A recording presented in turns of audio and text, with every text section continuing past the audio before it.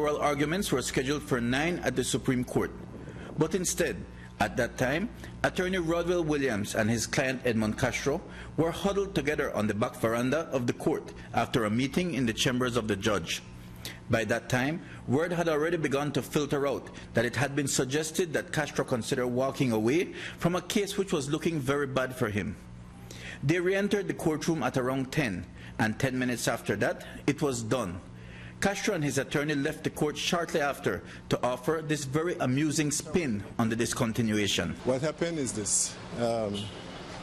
Mr. Castro feels that having brought the matter to court, he has been vindicated. The claim was made against a friend of his who has been a friend for over 20 years.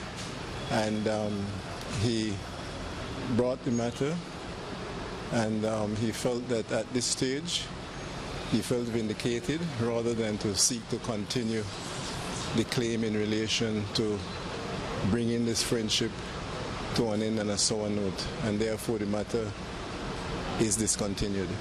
Sir, we noticed you and Mr. Castro speaking on the back veranda, and it seemed that he was not happy with the decision to discontinue. No further comment. No further comment.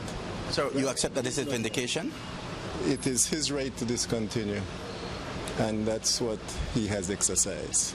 But did you suggest it to him that it was prudent to discontinue at this point? Between me and my client. Thank you. Sir, Mr. Williams says that they did it because at this point Mr. Castro feels that he has been sufficiently vindicated.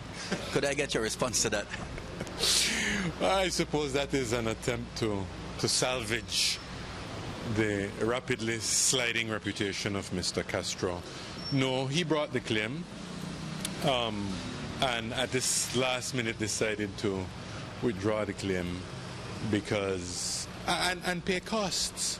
I mean, you don't do that at this stage. You don't withdraw saying, well, I think my client has been sufficiently vindicated, and be stuck with close to $30,000 in costs, which they're going to have to pay.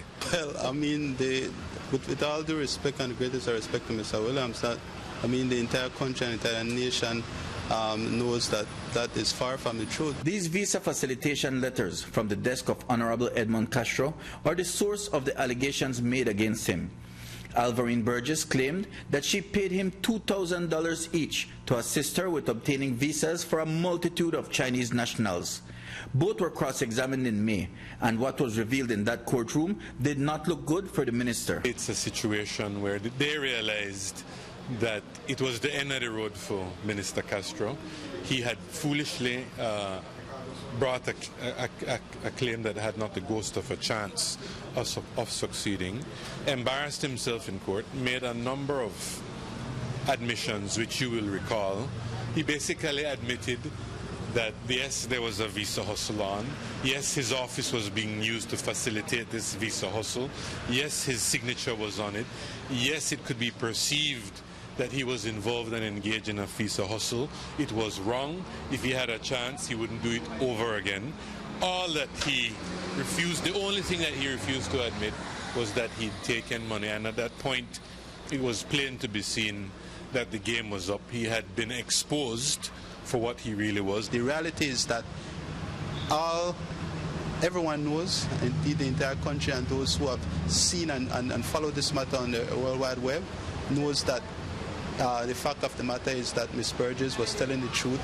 Mr. Castro was seen in court to be evasive, was seen in court to be far from telling the truth. And at the end of the day, a judge would have made a decision in our favor. And so they saved themselves of that. Whistleblower Alvarine Burgess has stood by her story from day one, even after she was sued. And even in court under examination by attorney Rodwell Williams, she never deviated from her allegation that she paid Minister Castro cash for each visa he facilitated for her. She emerged from the courtroom today vindicated, but not happy. Surprised and disappointed, Mike. Very disappointed, because I came to court, I was dragged to court. I swore on the Bible, I told the truth.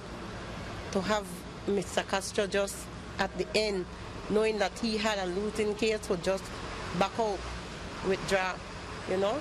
So I was surprised and disappointed. Mr. Castro's lawyer told us he did it that because he felt that his client's name had been cleared and that he had done enough damage to you as his friend, so he withdrew his case because of you. They withdrew because they knew that Mrs. Alvarine Burgess came and told the truth, and they had a losing case. I never withdrew anything. They were the ones who withdrew because they know that they had a losing case. Castro, whose attorney says he decided to withdraw so he would not leave on a sour note with his friend Alvarine Burgess, will have to pay her costs and also those of Great Belize Productions. Mike Rodon for News 5.